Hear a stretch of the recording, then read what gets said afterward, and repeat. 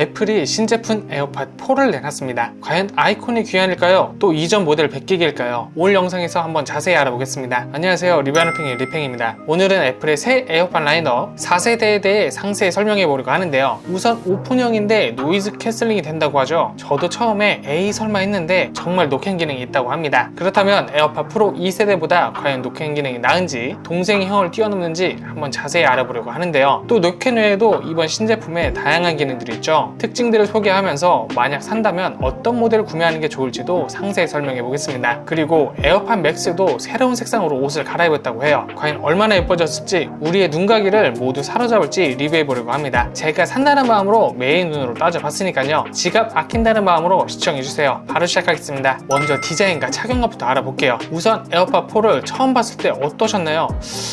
별로 안 바뀐 것 같은데 생각이 들지 않으셨나요? 저도 그랬어요. 하지만 자세히 들여다보면 정말 많은 변화가 있는데, 먼저 케이스 크기가 10% 정도 줄었습니다. 덕분에 이전 모델보다 훨씬 더 콤팩트해져서 주머니에 넣고 다니기도 한결 편해졌는데요. 게다가 IP54 등급의 방진방수 기능까지 추가돼서 이제 약간의 물기나 먼지 정도는 신경 쓰지 않고 사용할 수 있게 됐습니다. 애플이 무려 5천만 개가 넘는 기 모양 데이터를 분석했다고 하니 확실히 효과가 더 좋은 것 같습니다. 이전 세대보다 조금 더 귓구멍 뒤쪽으로 들어가는 디자인이라 안정감이 높아졌습니다. 다만 여전히 오픈형 디자인이라 귀에서 빠질 위험은 조금 있습니다. 그래서 격한 운동 시에는 주의가 필요하고요. 프로 2세대와 비교해보면 프로가 커널형이다 보니 귀에 더 안정적으로 고정돼서 운동할 때 더 유리하다는 장점이 있어요. 운동용으로 에어팟을 착용하실 분들이라면 프로 라인 쪽으로 가시는 게 더 좋을 것 같습니다. 다음으로 가장 중요한 음질 얘기를 해볼까요? 에어팟 4는 에어팟 프로 2세대에 탑재된 H2 칩셋을 그대로 가져왔어요. 덕분에 새로운 다이나믹 드라이버와 개선된 앰프로 음질이 확실히 좋아졌습니다. 저음역대가 더 풍성해졌고 고음도 더 선명해졌어요. 특히 보컬이 돋보이는데 마치 가수가 내 귀 옆에서 노래하는 것 같은 느낌이 들더라고요. 덕질하는 분들에겐 좋은 소식일 것 같습니다. 에어팟 3와 비교해봐도 이번 4의 디테일이 조금 더 살아있다는 느낌이었어요. 복잡한 오케스트라 음악을 들어도 각 악기의 소리가 선명하게 구분되는 것이랄까요? 마치 흑백 TV에서 컬러 TV로 바뀐 듯한 경험이었어요. 다만 에어팟 4를 프로 2세대와 비교하면 개인차가 조금 있을 것 같아요. 아무래도 더 풍부한 저음에서 더 선명한 소리를 듣길 원한다면 에어팟 4가 더 나을 것 같아요. 베이스가 강한 음악을 즐기시는 분들이라면 프로 2세대가 더 만족스러울 것 같습니다. 한편 에어팟 4는 블루투스도 5.3 버전으로 업그레이드돼서 연결 안정성과 효율성도 높아졌는데요. 전작보다 끊김 현상이 확실히 줄었고 저전력 고효율 통신이 가능해졌어요. 덕분에 배터리 걱정 없이 더 오래 음악을 즐길 수 있게 됐습니다. 하지만 에어팟 4의 가장 큰 특징은 사실상 노이즈 캔슬링 기능이죠. 오픈형인데 노이즈 캔슬링이 된다니 정말 놀랍지 않나요? 말하기에 앞서 잠깐 알아둘 점 하나, 이번 에어팟 4는 일반형과 노이즈 캔슬링 기능이 들어간 고급 모델 두 가지가 출시됐어요. 당연히 고급 모델이 7만원가량 비싸고요. 여기선 이 ANC 모델에 탑재된 노이즈 캔슬링 기능을 설명드리려고 합니다. ANC 모델의 경우 놀랍게도 주변 소음의 약 80에서 95%를 차단할 수 있다고 해요. 완전히 귀를 막은 인이어 타입만큼은 아니지만 오픈형으로 이 정도 성능을 낸다는 게 조금 놀랍긴 합니다. 여기에 적응형 오디오 기능도 추가됐는데요. 이건 ANC와 주변은 허용 모드를 상황에 따라 자동으로 전환해주는 기능이에요. 예를 들어볼까요? 조용한 카페에 있다가 누군가 말을 걸면 자동으로 주변 허용 모드로 바뀌는 거죠. 마치 AI 비서가 제 귀를 관리해주는 것 같은 기능입니다. 또 대화인지 기능도 있는데요. 누군가 대화를 시작하면 자동으로 음악을 멈추고 주변음 허용 모드로 전환해주는 거예요. 이건 정말 유용한 게 음악 들으면서 대화할 때 일일이 이어폰을 빼지 않아도 된다는 소리입니다. 다만 프로 2세대와 비교하면 아무래도 프로가 귀를 완전히 막은 커널형 구조이기 때문에 에어팟 4보다는 약 2배 정도 강력한 성능의 노이즈 캔슬링을 제공해주고 있어요. 그래서 노이즈 캔슬링 기능만 제대로 쓰고 싶다면 에어팟 4 ANC 모델보다는 프로 2세대로 가는 게 낫습니다. 하지만 커널형이 고질적인 문제죠. 웨이도염을 앓았거나 고생하신 분들이라면 오픈형 에어팟 4의 ANC 모델이 훨씬 더 좋은 선택이 될 수 있을 것 같아요. 자, 다음으로 배터리 얘기를 한번 해볼게요. 에어팟 4의 배터리 수명은 이전 세대와 조금 비슷하진 않아요. 일단 ANC를 켜둔 상태에서는 약 4시간, 끈 상태에서는 5시간 정도 사용할 수 있습니다. 케이스 충전까지 포함하면 총 24시간까지 사용이 가능해요. 에어팟 프로 2세대도 노이즈 캔슬링 켜고 5시간 30분 정도, 케이스 충전까지 포함하면 30시간 사용이 가능했죠. 다만 여기서 주목할 점은 빠른 충전 기능이에요. 5분 충전으로 무려 1시간을 사용할 수 있습니다. 출근길에 배터리가 없다는 걸 깨달았을 때 정말 유용한 기능이죠.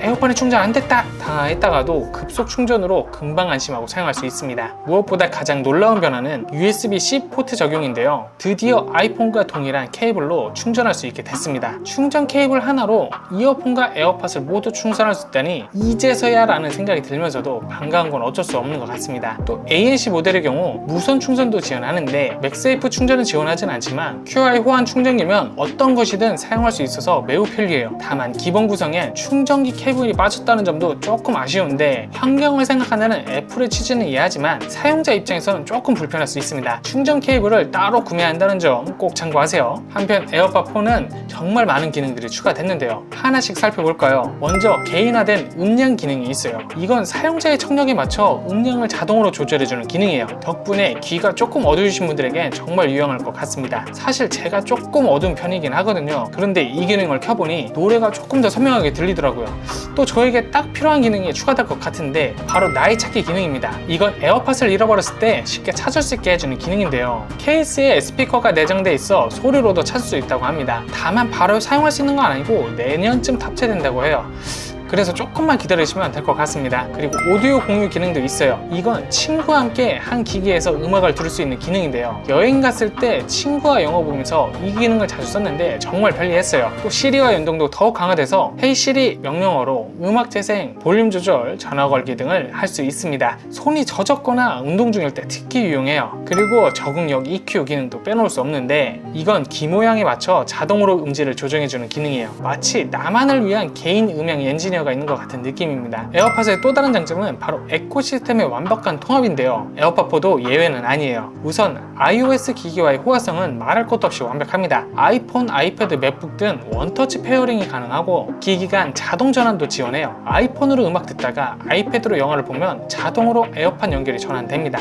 정말 편리하죠. 또 애플워치와의 연동도 강화됐는데 워치로 노이즈 캔슬링 모드로 전환할 수도 있고 에어팟 배터리 잔량도 쉽게 확인할 수 있습니다. 또 맥북에서 영화 볼 때는 자동으로 공각 음향 기능이 활성돼요. 덕분에 마치 영화관에 있는 것 같은 입체적인 사운드를 즐길 수 있게 됐습니다. 자, 이제 가장 현실적인 이야기 바로 가격에 대해 알아볼까요? 에어팟4는 아까도 말했듯 두 가지 모델로 출시됐어요. 일반 모델이 199,000원, 노이즈 캔슬링 모델이 269,000원이고 에어팟 프로 2세대는 359,900원이에요. 이전 세대와 비교해보면 가격이 오르긴 했어요. 하지만 추가된 기능들을 생각하면 나쁘지 않은 가격이라고 생각합니다. 특히 노이즈 캔슬링 모델은 에어팟 프로 2세대와 비교하면 꽤 저렴한 편인 것 같아요. 그럼 일반형을 사야 돼? 노이즈 캔슬링 모델을 사야 돼? 묻는다면 노이즈 캔슬링 모델에 탑재된 기능들을 보고 판단하시면 될 것 같습니다. ANC 모델엔 노이즈 캔슬링, 적응형 오디오, 무선 충전, 케이스 스피커 등의 기능이 추가됐거든요. 가격은 7만원 차이. 개인적으로는 이 기능들을 필요하신 분들은 ANC 모델을 구매하시기에 더 좋고요. 딱히 안 쓸 것 같다 하시면 조금 더 싼 일반형 모델을 구매하는 게 더 합리적일 것 같습니다. 다만 앞서 얘기했듯 기본 구성품엔 충전 케이블은 제외된다는 점, 그래서 별도 구매해야 한다는 점도 꼭 기억해 두세요.